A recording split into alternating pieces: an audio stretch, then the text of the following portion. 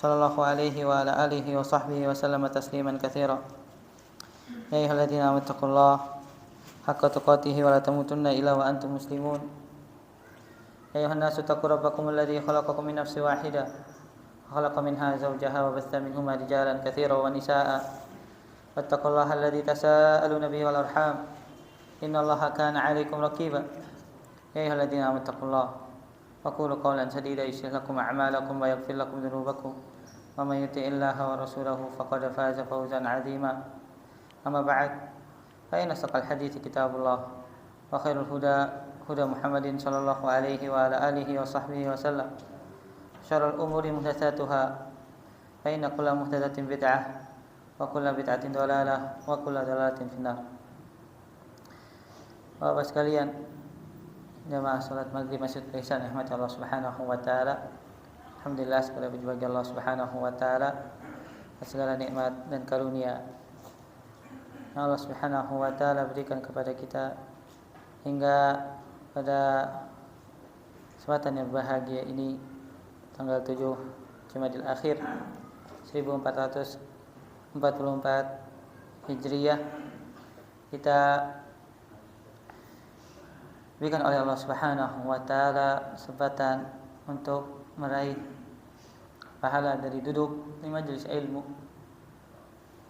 dengan kita membaca beberapa ayat dan hadis dari Nabi sallallahu alaihi wa ala alihi wasallam, yang dengan kita mendengarkan ayat dan hadis akan mudah-mudahan bertambah ilmu kita dan juga keimanan kita kepada Allah Azza wa Jalla. Karena pada malam Jumat seperti biasa, Ustaz Musa wa Affaf hafizallahu taala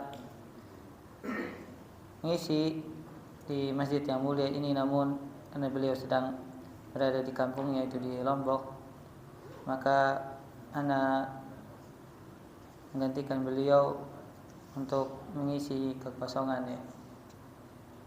Mudah-mudahan Allah Subhanahu wa taala berkahi waktu kita dan kita diberikan oleh Allah Subhanahu wa taala rahmat dan kasih sayang, karena dengan duduk di majelis ilmu adalah salah satu sebab Allah Subhanahu wa taala menurunkan kasih sayang kepada kita semua. Amin ya rabbal alamin. Dan malam Jumat, jamaah sekalian, adalah waktu yang terbaik. Itu juga hari Jumatnya untuk memberikan banyak salawat dan salam kepada Nabi Muhammad sallallahu alaihi wa ala alihi wasallam, Nabi yang Allah Subhanahu wa taala utus pada akhir zaman untuk memberikan petunjuk serta teladan bagi umat manusia hingga mereka bisa meraih kedudukan yang tinggi di sisi Sang Pencipta, yaitu Allah Azza wa Jalla. Terlihat dan juga bisa menjadikan sebagai sebuah perenungan bahwa syariat kita ini benar-benar paripurna. Tidaklah Nabi sallallahu alaihi wasallam meninggalkan kebaikan kecuali Nabi SAW telah menunjukkannya, dan tidaklah ada keburukan kecuali baginda Nabi Muhammad SAW telah melarang dari hal tersebut. Dan syariat Nabi berlaku sampai hari kiamat. Syariat Nabi SAW berlaku sampai hari kiamat.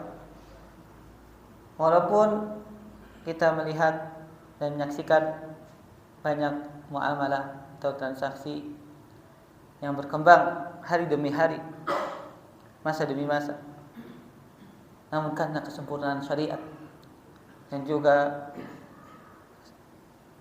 syariat yang mengandung banyak sekali kebaikan, tidak ada sesuatu yang tersisa dari kehidupan dunia ini kecuali dalam Al-Quran dan Sunnah sudah ada jawabannya.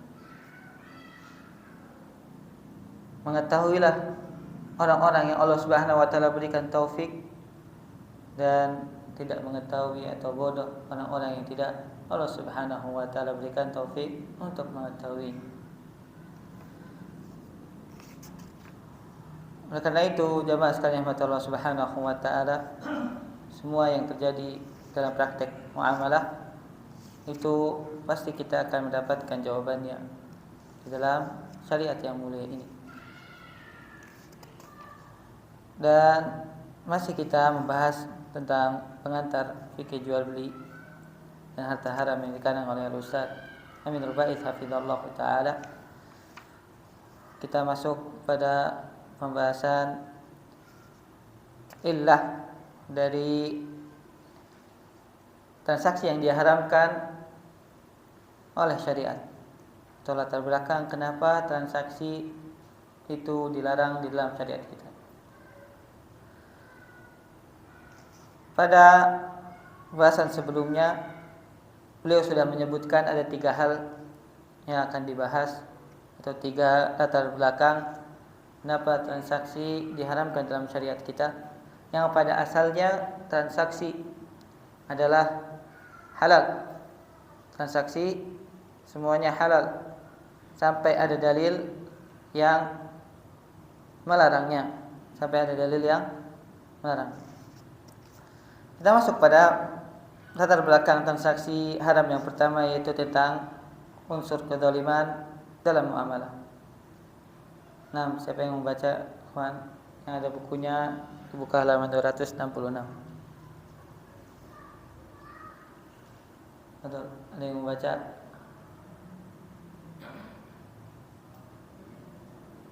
Abu Salman, fadhil baca lagi. Bismillahirrahmanirrahim.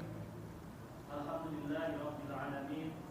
Wassalatu wassalamu ala asrofil anbiya wa mursalin sayyidina Muhammadin sallallahu alaihi wa ala alihi wasallam. Yarhamullahu muallim Ustadzuna Aminul Ba'its hafizallahu taala. Yarhamullahu wa yubarik Ustadzuna Al-Fadil Waidi hafizallahu taala. Wa yarhamullahu asatiduna wa ulama'ul muslimin fi aqtaril alam jami'an. Barakallahu fikum. Mu'allif hafizallahu ta'ala mengatakan dalam halaman 265, latar belakang transaksi haram. Selanjutnya kita akan memberikan rincian untuk latar belakang ilah transaksi yang haram. Para ulama menyebutkan secara umum muamalah yang dilarang karena di sana mengandung salah satu dari 3 unsur. Yang pertama kezaliman, kedua gharar, dan yang ketiga adalah riba. Yang pertama, unsur kezaliman dalam muamalah. Allah Subhanahu wa taala berfirman, "Ya ayyuhalladzina amanu la taqulu amwalakum bainakum bil batili illa an takuna tijaratan an taradin minkum." Hai orang-orang yang beriman, janganlah kamu saling memakan harta sesamamu dengan cara yang batil, kecuali dengan jalan perniagaan yang berlaku dengan suka sama suka di antara kamu. Surat An-Nisa ayat 29. Kezaliman bertentangan dengan prinsip saling ridho dalam muamalah. Allah Subhanahu wa taala tidak pernah melupakan tindakan kezaliman. Meskipun kita sebagai pelaku bisa jadi sering melupakannya. Allah Subhanahu wa taala berfirman, "Wala tasabannallaha ghafilan amma ya'malu dhalimuna innama yu'akhiruhum liyaumin tasqasu fihi al-absar." Janganlah sekali-sekali kamu mengira bahwa Allah Subhanahu wa taala lalai dari apa yang diperbuat oleh orang-orang yang zalim. Sesungguhnya Allah Subhanahu wa taala memberi tangguh kepada mereka sampai hari yang pada waktu itu mata mereka terbelalak karena melihat siksa. Surat Ibrahim ayat 42. Terdapat banyak dalil yang menunjukkan bahaya besar kezaliman. Di antaranya, yang pertama, unsur kenapa muamalah diharamkan dalam syariat kita adalah karena unsur kezaliman. Allah Subhanahu wa taala firman, ya ayyuhalladzina amanu la ta'kulu amwalakum bainakum bil batili illa an takuna tijaratan an taradim minkum. Allah Subhanahu wa taala memanggil orang-orang yang beriman, wahai orang-orang yang beriman, janganlah kamu saling memakan harta sama kalian dengan cara yang batil, kecuali dengan jalan perniagaan yang berlaku dengan suka sama suka di antara kalian. Kezaliman bertentangan dengan prinsip saling ridha dalam muamalah. Karena orang yang menzalimi, dia akan memberikan kerusakan dan juga memberikan mudarat kepada orang yang terzalimi, dan tentu orang yang terzalimi tidak akan rela dia dizalimi. Hanya Allah Subhanahu wa taala melarang praktek kezaliman di dalam transaksi muamalah yang dilakukan oleh manusia. Dan Allah mengingatkan, semua bentuk kezaliman tidak akan dilupakan oleh Allah Subhanahu wa taala. Semua bentuk kezaliman tidak akan dibiarkan oleh Allah Subhanahu wa taala. Allah Subhanahu wa taala akan mencatatnya, dan Allah Subhanahu wa taala akan mengadili orang-orang yang telah menzalimi manusia yang lain. Sebagaimana firman Allah Subhanahu wa taala yang disebutkan oleh Ustaz hafizallahu taala dalam surat Ibrahim ayat yang ke-42, wala tahsabannallaha ghafilan amma ya'malu dzalimun. Dan janganlah kalian mengira bahwa Allah Subhanahu wa taala lalai, Allah Subhanahu wa taala lupa dari apa yang diperbuat oleh orang-orang yang zalim. Kalau seandainya orang yang menzalimi lupa karena banyaknya atau karena sudah lamanya dia telah menzalimi manusia, kan tapi Allah Subhanahu wa taala tidak akan melupakan. Allah akan mengadili dengan seadil-adilnya nanti di hari kiamat. Maka hendaknya kita takut kepada kezaliman, karena Allah Subhanahu wa taala tidak akan membiarkan para pelaku kezaliman. Innama yu'akhiruhum liyaumin tashkhasu fihi al-absar. Kadang Allah berikan tangguh kepada mereka sampai hari yang pada waktu itu mata mereka terbelalak karena melihat siksa yang sangat pedih. Kadang orang yang menzalimi tidak mendapatkan balasannya di dunia, dan dia terus melakukan kezaliman karena tidak ada orang yang mampu menyentuhnya. Tetapi di hari kiamat ceritanya lain. Di hari kiamat semuanya adalah milik Allah Subhanahu wa taala. Allah Raja, Allah pemilik hari akhir. Maka Allah Subhanahu wa taala akan mengadili seadil-adilnya. Nah, dalil yang menunjukkan bahaya besar kezaliman, di antaranya a. Pelakunya akan menjadi orang yang bangkrut di akhirat jika kezaliman tidak diselesaikan di dunia, berlanjutnya sampai akhirat. Nabi Shallallahu Alaihi Wasallam pernah bercerita tentang orang yang bangkrut. Beliau bersabda, tahukah kalian siapa orang yang bangkrut itu? Para sahabat menjawab, orang yang bangkrut di tengah-tengah kita adalah orang yang tidak punya uang dan tidak punya harta. Lalu Rasulullah Shallallahu Alaihi Wasallam menjelaskan, orang yang bangkrut dari umatku adalah yang datang pada hari kiamat nanti dengan membawa pahala sholat, puasa, zakat, namun ia telah menghina si A, menuduh berzina si B, memakan harta si C, menumpahkan darah si D, dan memukul si E. Maka si A diberi pahala kebaikannya dan si B, si C diberi pahala kebaikannya. Apabila amal kebaikannya habis sebelum terbayar semua kezalimannya, maka dosa-dosa mereka yang dizalimi itu diambil lalu dilemparkan kepadanya. Kemudian dia dilemparkan ke dalam neraka. B. Orang yang zalim Doa orang yang dizolimi mustajab. Nah, pertama, ketahuilah orang yang zalim itu adalah orang yang bangkrut. Kalau seandainya tidak bangkrut di dunia, dia akan bangkrut di akhirat. Dan kebangkrutan di akhirat jamaah sekalian Allah Subhanahu wa taala akan lebih menyengsarakan, akan lebih menyakitkan, akan lebih memberikan penyesalan. Karena saat itu tidak akan bisa dibayar dengan uang, tidak yang bisa dibayar dengan harta. Yang dibayar adalah dengan amalan. Pembayarannya dengan amalan. Dan amalan saat itu jamaah sekalian adalah sesuatu yang paling berharga. Sebagaimana Nabi Shallallahu Alaihi Wasallam mengingatkan para sahabat tentang orang yang bangkrut. Beliau SAW bersabda kepada para sahabat, "Atadruna mal muflis?" Tahukah kalian siapa yang bangkrut itu? Para sahabat Rasulullah radhiyallahu taala anhum menjawab, orang yang bangkrut di tengah kita adalah mereka yang tidak memiliki uang dan juga tidak memiliki harta.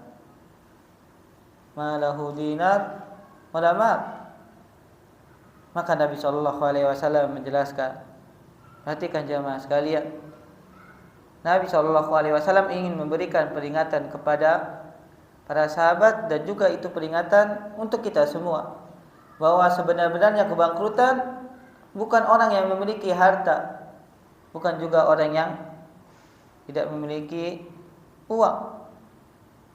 Kan tapi kata Nabi SAW, innal muflisa min ummati man ya'ti yaumal qiyamah bi sholatin wa siyamin wa zakah. Orang yang bangkrut dari umatku adalah mereka yang membawa pahala salat, pahala puasa, pahala zakat. Ini 3 amalan yang sangat besar. Karena merupakan rukun membawa pahala dari salatnya, dari puasanya, dari zakatnya yang telah dia lakukan di dunia. Kan tapi kata Nabi SAW, kemudian ternyata dia juga membawa dosa, yaitu apa? Dia mencela si fulan, menuduh si fulan, mengambil harta si fulan, menumpahkan harta si fulan, memukul si fulan. Maka si A diberi pahala kebaikannya dari si B.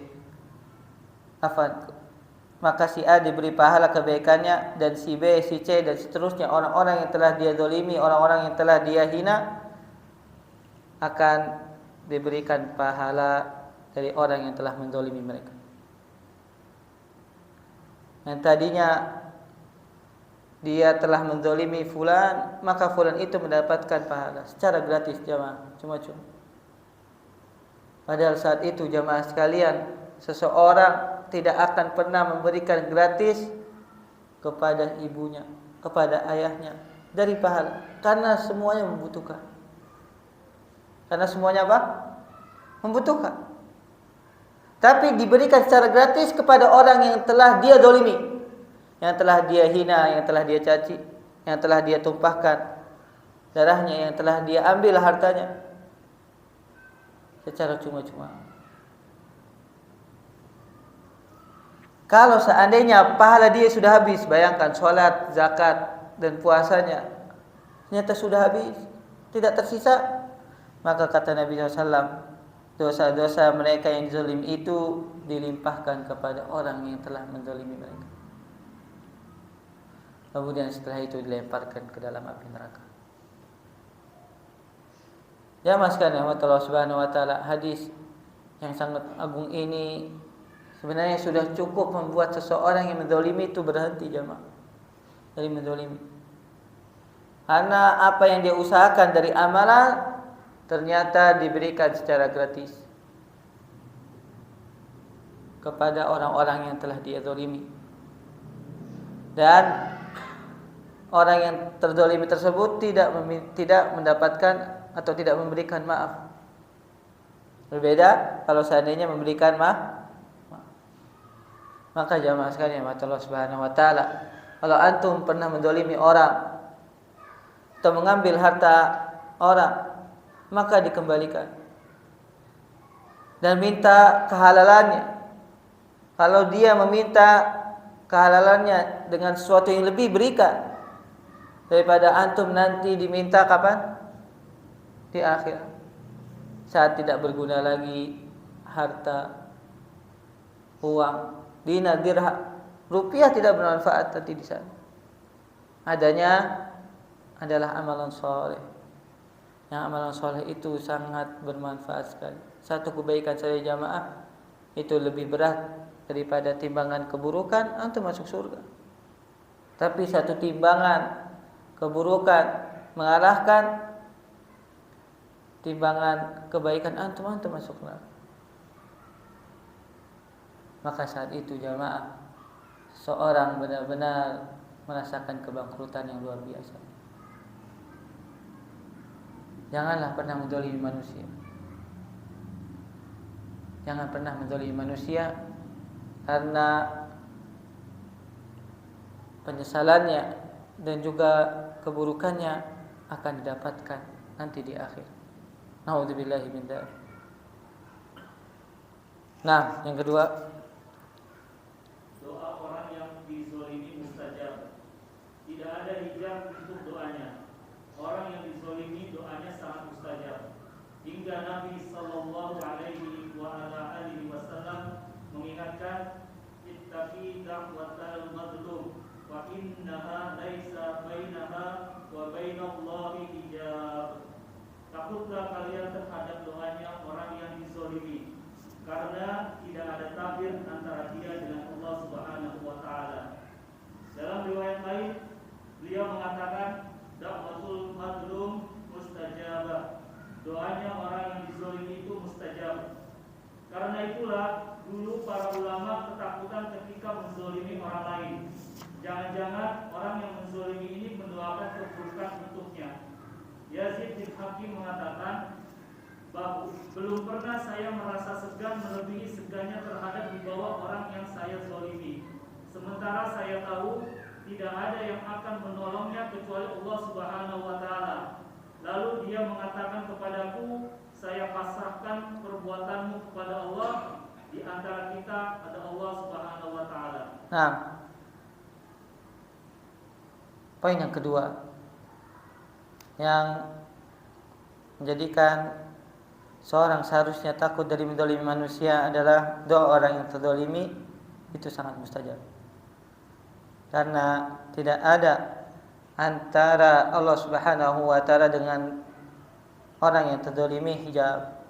Jadi doanya langsung naik ke atas lagi.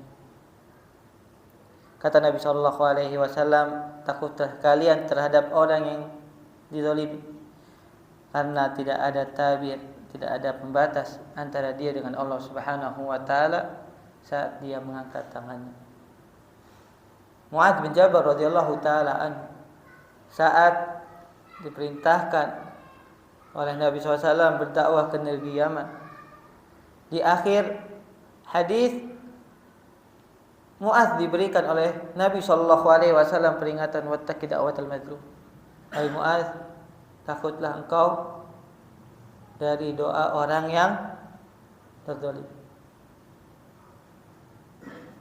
Karena tidak ada tabir, tidak ada pembatas, tidak ada hijab antara orang yang terzalimi dengan Allah Subhanahu wa taala. Dalam hadis yang lain disebutkan, ketika orang yang terzalimi mengangkat tangannya, maka Allah Subhanahu wa taala langsung mengatakan, la ansurannaka walau ba'dahi. Pasti aku akan menolong engkau walaupun beberapa waktu setelahnya. Pasti Allah Subhanahu wa taala akan menjawab, jemaah sekalian. Maka jangan sampai doa orang yang terzalimi itu naik ke atas kemudian didengar oleh Allah Subhanahu wa taala, dan ketahuilah petaka setelahnya akan terjadi. Ada sebuah syair yang sangat indah ya dari seorang ulama la tadlimanna idza ma kunta muqtadiran fadzulmu marta'uhu yufdi ila nadami tanamu ainuka wal madzumu muntabihun yad'u alaika wa ainullahi lam tanami. Janganlah engkau sekali-kali menzalimi manusia walaupun engkau memiliki kekuasaan, walaupun engkau memiliki kemampuan untuk menzalimi, karena kezaliman tempat kembalinya adalah penyesalan. Tanamu ainuka, orang yang menzalimi dia bisa tidur di malam itu, dan orang yang terzalimi ternyata matanya tidak bisa tertidur. Apa yang dia lakukan di malam hari? Yad'u alaik, mendoakan engkau yang telah menzaliminya. Dan mata Allah Subhanahu wa taala tidak akan pernah tidur. Kadang orang yang menzalimi bisa tidur nyenyak ya jemaah, Masya Allah, sampai ngorok lagi. Tapi orang-orang yang telah dia zalimi ternyata tidak bisa tidur.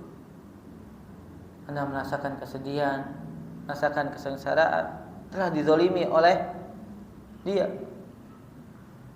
Dia angkat tangannya kepada Allah Subhanahu wa taala, maka ketahuilah setelahnya dia akan mendapatkan apa? Petaka dan kesengsaraan. Ada sebuah kisah jamaah sekalian disebutkan oleh salah seorang syekh. Mudah-mudahan bisa kita ambil pelajarannya. Suami istri keluar dari rumah. Suami istri keluar dari rumah. Dan saat itu keadaan setelah hujan. Ketika sedang berjalan, ada seorang yang sudah tua, orang kakek, saya sengaja menjatuhkan barang di genangan air. Kemudian genangan air itu mengenai sang istri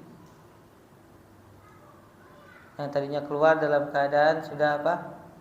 Sudah bagus ya tampilan. Sang istri melaporkan kepada suaminya, kemudian suami ini langsung menghardik orang tua tadi, kakek. Sambil apa jamaah? Sambil tangannya ditampar. Tangannya menampar kakek tersebut.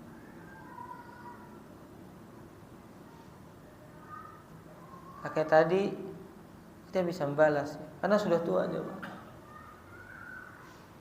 Karena sudah tua. Hanya dia bisa bergumam. Kemudian berjalanlah apa? Pasangan suami istri tadi. Sebutkan jamaah, ketika pulang ke rumah, baru satu langkah suaminya langsung pingsan di rumahnya, kemudian hilang nyawanya. Maka sang wanita ini teringat ya kejadian yang sebelumnya saat suaminya menampar kakek tersebut. Bukannya meminta maaf jamaah apa? Malah mengadukan kemana? Ke hakim. Dan mengatakan, "Wahai hakim, ini mungkin apa yang diakibatkan oleh apa? Suamiku karena menampar kakek. Maka tolong dipanggil kakek." Sama sang hakim disuruh cari, kemudian didatangkan. Kemudian disuruh menceritakan kronologi kenapa bisa terjadi hal itu. Hakim menceritakan, "Wahai hakim, Hana tidak sengaja menjatuhkan barang kemudian menyipati wanita ini, dan sang suami tidak terima. Pria menjadi suami dari wanita ini mengukulku. Kemudian saat aku terjatuh, aku meminta kepada Allah Subhanahu wa taala, ya Allah, Engkau adalah seorang raja yang maha adil. Kalau seandainya aku tidak mampu membalasnya, maka balaslah ya Allah apa yang dilakukan oleh laki-laki. Dengan hal ini jamaah, kata hakim, perhatikan wahai wanita, ini adalah doa orang yang terzalimi. Dan kalau Allah Subhanahu wa taala yang balas, maka lihatlah apa yang terjadi setelah. Ya mas sekalian Allah Subhanahu wa taala, jangan main-main dengan doa, apalagi doa orang yang terzalimi. Kalau seandainya balasannya tidak disegerakan, bisa jadi Allah Subhanahu wa taala kapan membalasnya? Di akhirat. Dan balasan di akhirat sungguh lebih pedih, sungguh lebih dahsyat. Maka hati-hati, jangan pernah menzalimi. Kalau kita bisa bayar untuk kita mendapatkan maaf, bayar jamaah.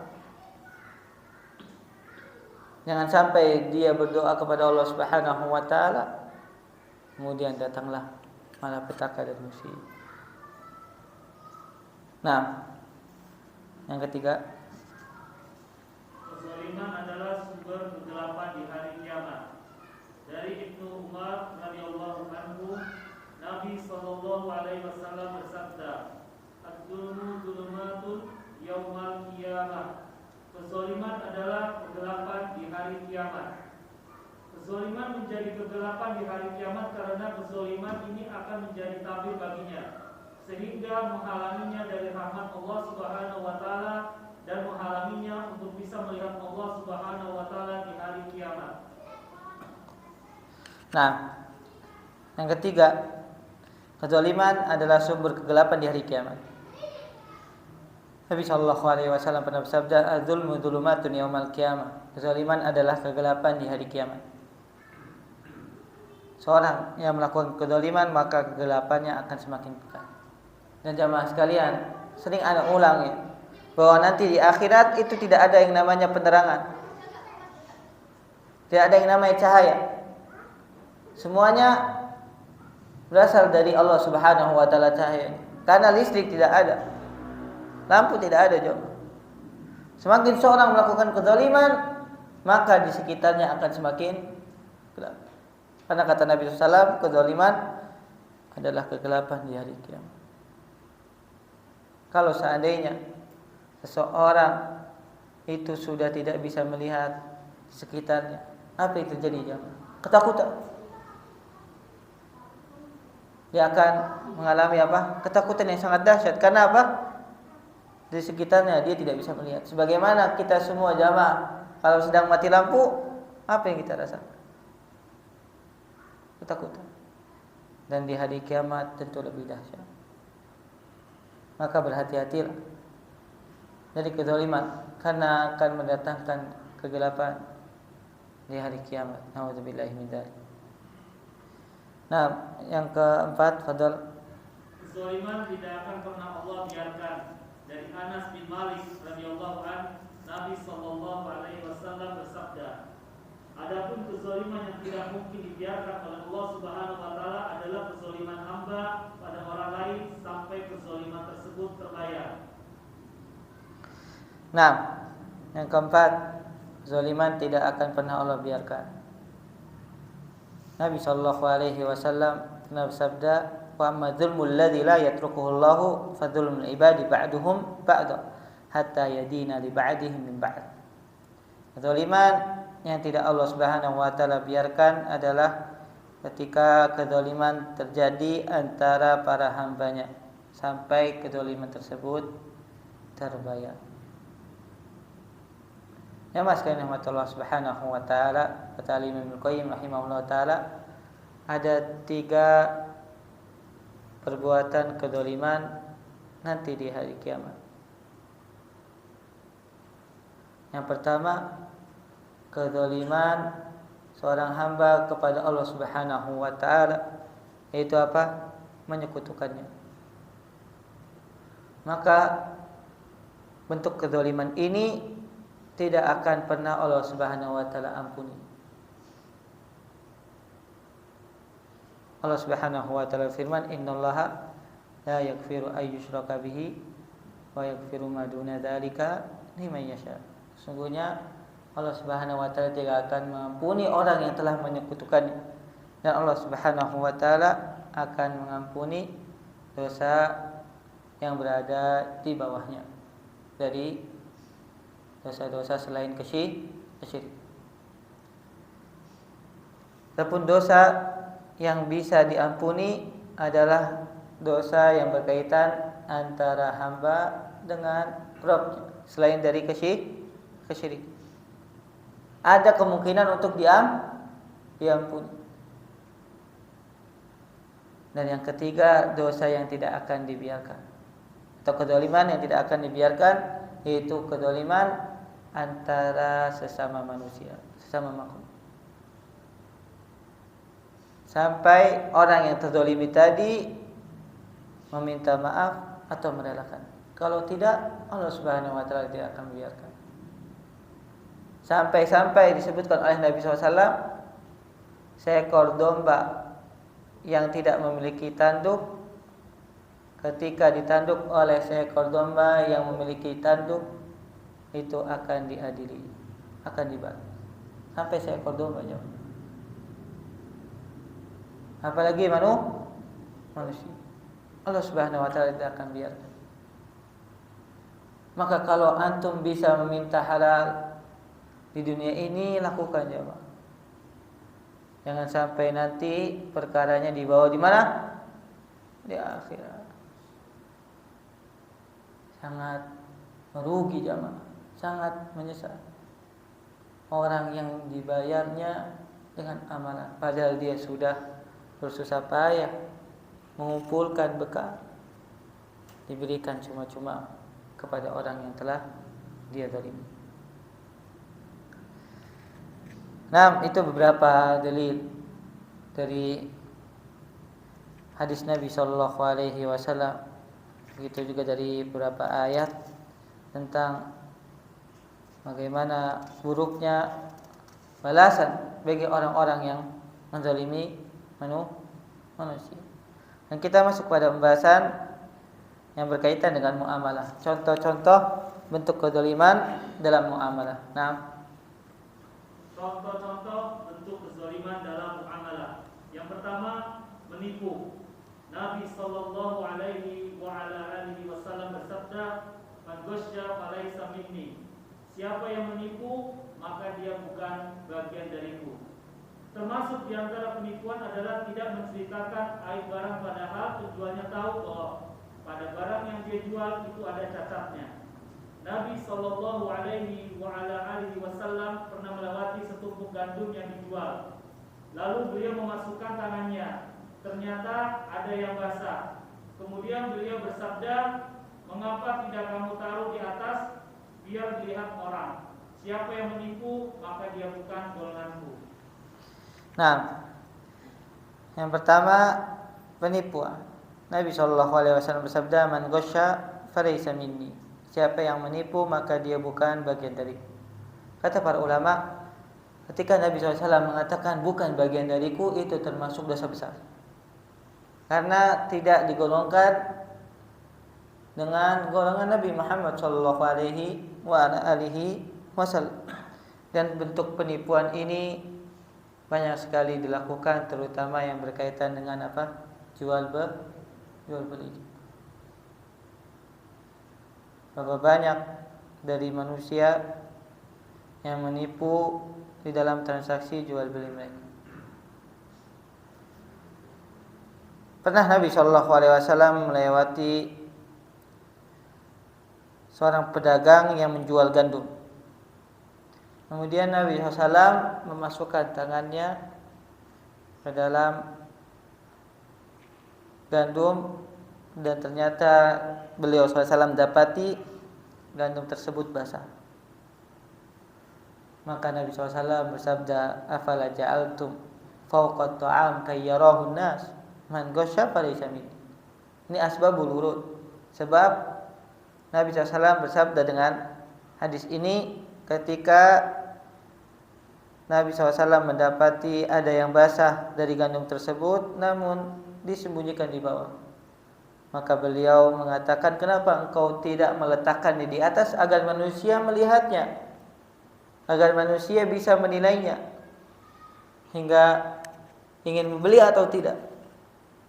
Siapa yang menipu maka dia bukan golongan. Ancaman yang sangat besar dari Nabi Shallallahu Alaihi Wasallam. Tidak digolongkan menjadi golongannya Nabi Muhammad Sallallahu Alaihi Wasallam karena apa? Menipu. Kalau di zaman sekarang jamaah sekalian, di antara bentuk penipuan adalah merubah angka kilometer pada mobil misalnya. Ketika menjual mobil bekas, yang aslinya kilometernya misalnya sudah 150.000, maka dia datang ke bengkel kemudian dirubah menjadi misalnya 20.000, 30.000. Jadi seolah-olah mobilnya belum dipakai jarak jauh.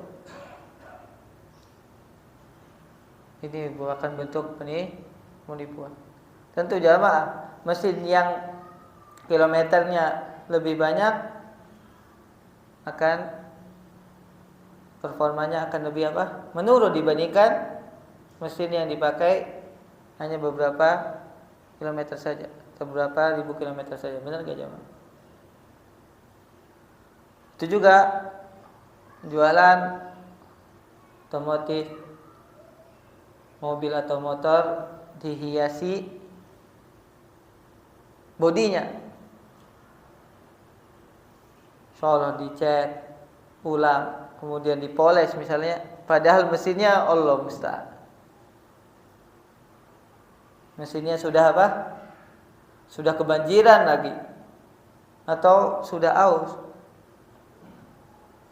hanya dipakai misalnya 1 tahun atau 2 tahun langsung apa? Turun mesin, tapi tidak diberitahu kepada calon pembelinya. Maka ini juga merupakan bentuk apa? Penipu. Itu juga kata para ulama, di antara bentuk penipuan adalah ketika seseorang menjual barang apa? KW. Dia letakkan merek ternama, padahal apa? Padahal itu bukan buatan pabrik tersebut. Maka ini juga merupakan bentuk penipu.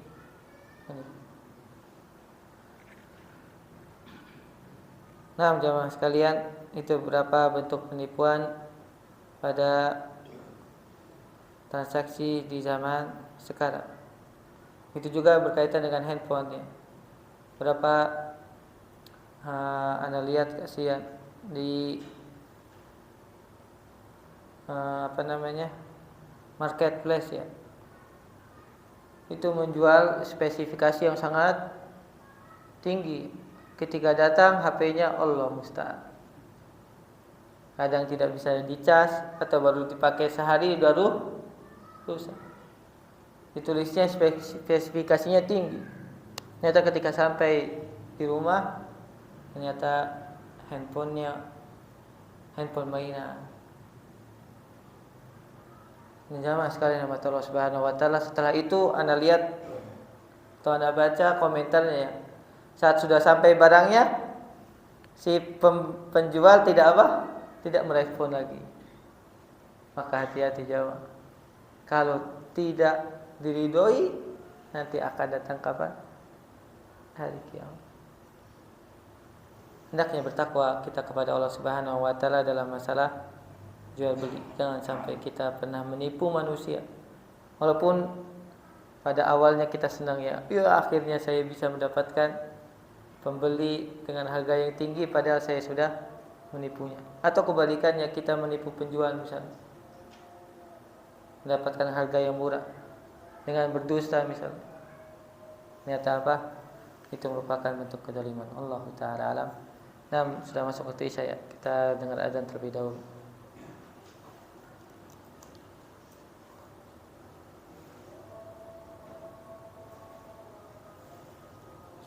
Betul.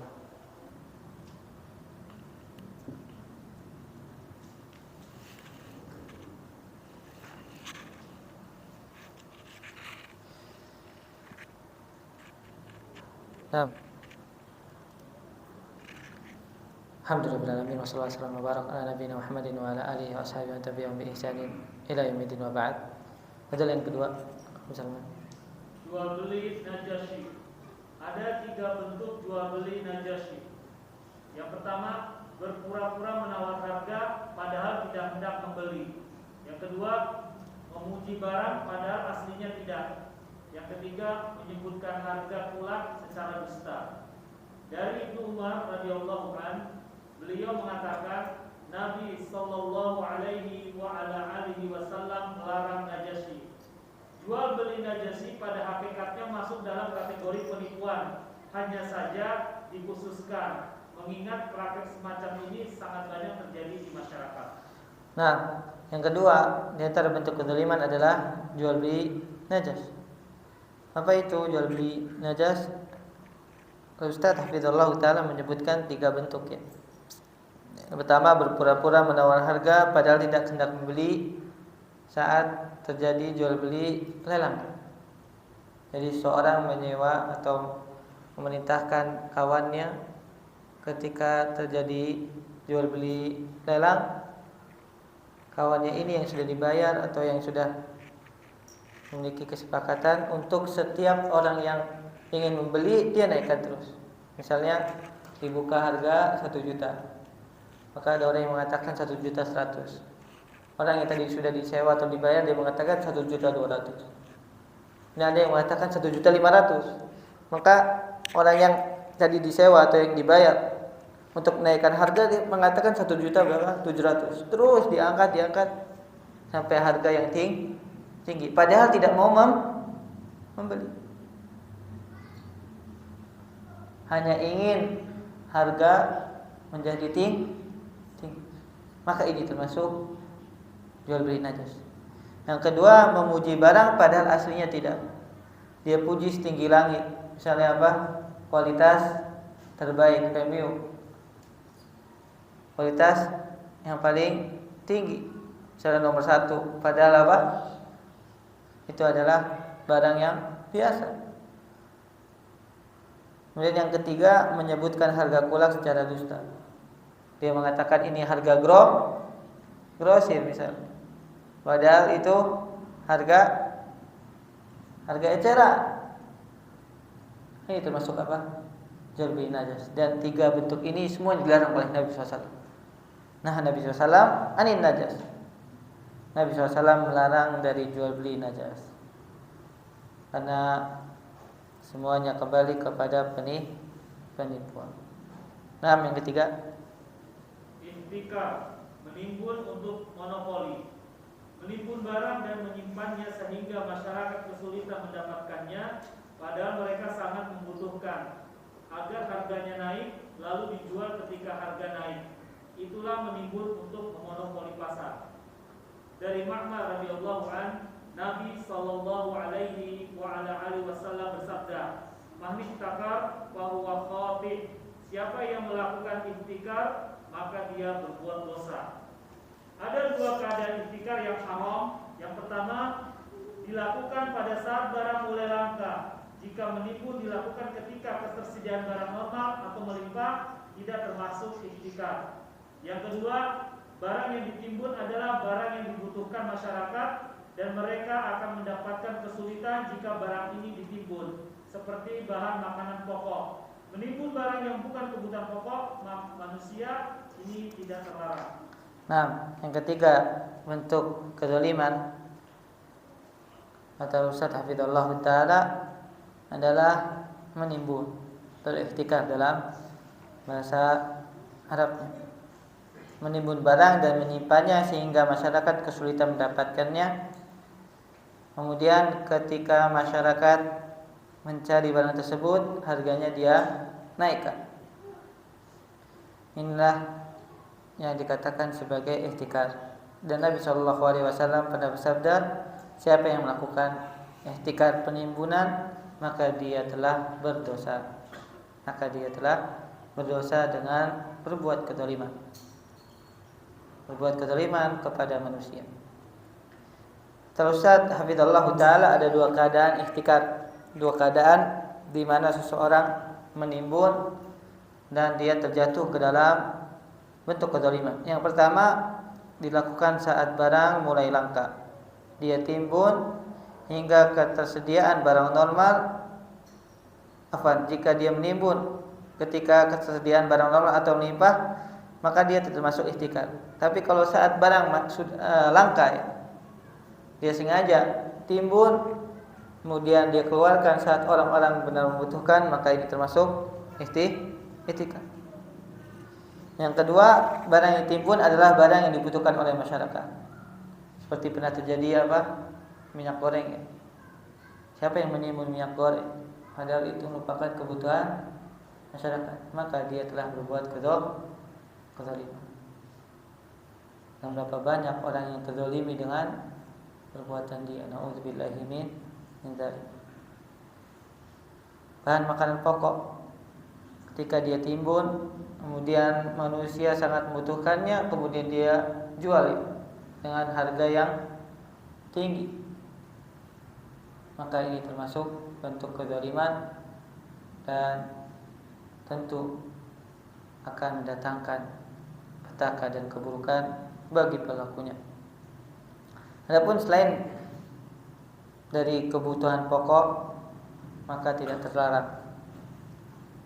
Tidak terlarang karena manusia bisa mencari alternatifnya. Adapun bahan makanan pokok yang sangat dibutuhkan oleh manusia, maka itu menjadi sesuatu yang dilarang ketika seorang menimbunnya. Nah, ada satu kasus lagi. Produksi barang edisi terbatas.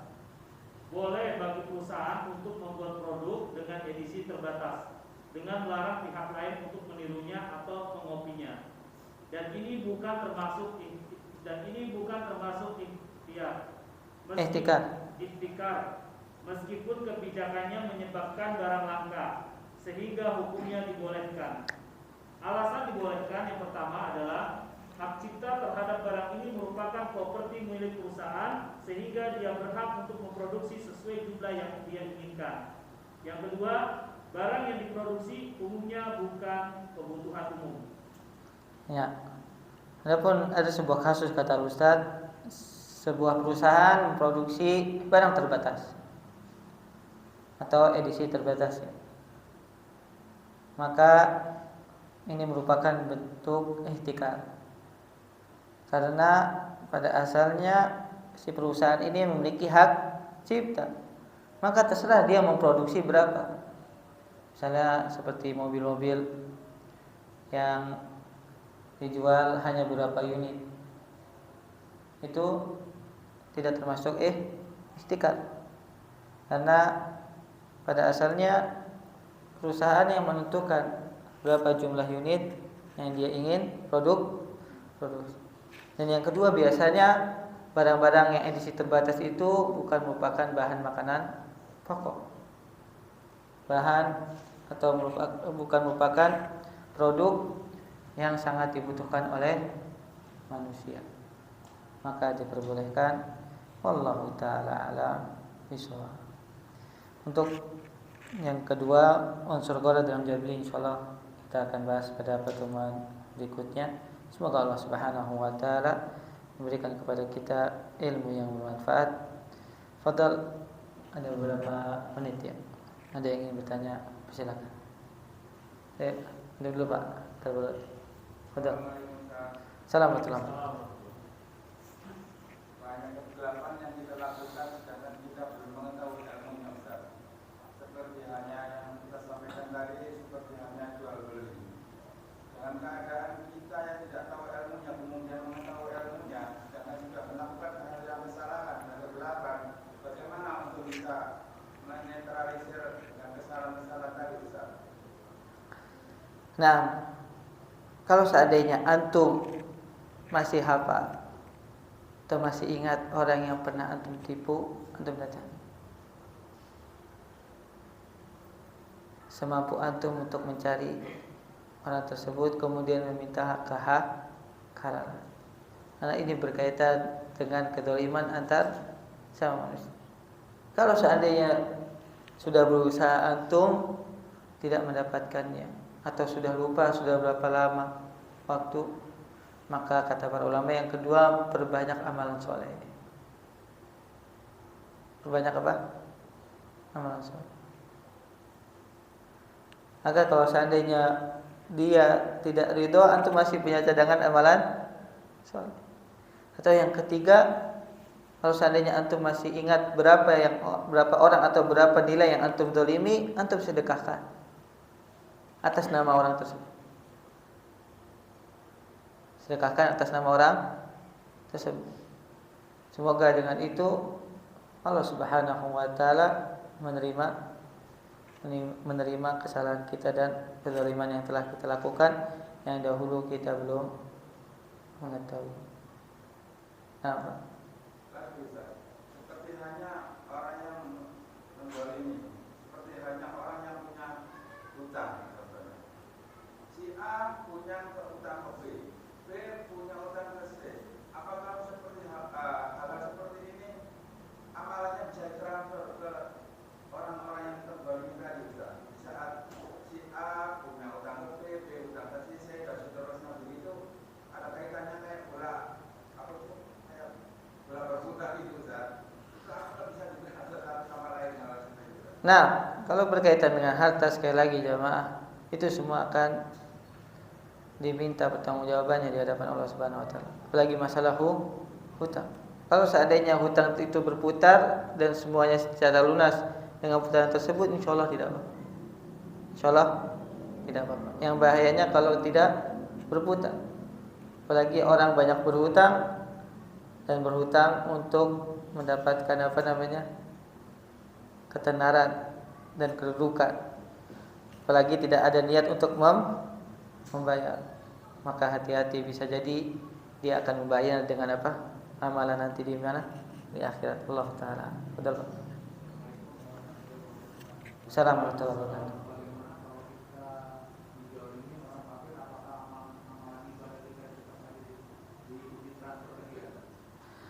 Allah taala alam. Untuk menzalimi orang kafir tidak termasuk dalam pembahasan kita. Bisa dipahami? Karena yang kita bahas adalah sesama muslim. Adapun kepada orang kafir maka tidak termasuk ke dalam pembahasan kita. Dan tidak akan ditransfer amalan kita kepada orang kafir, karena pada asalnya mereka sudah apa? Sudah tidak diterima seluruh amalan. Adapun terjadi perselisihan di kalangan para ulama kalau masalah doa. Dan Imam Nawawi menguatkan kalau untuk doa bisa jadi. Jadi seorang muslim menzalimi orang kafir, dan orang kafir ini berdoa kepada Allah Subhanahu wa taala.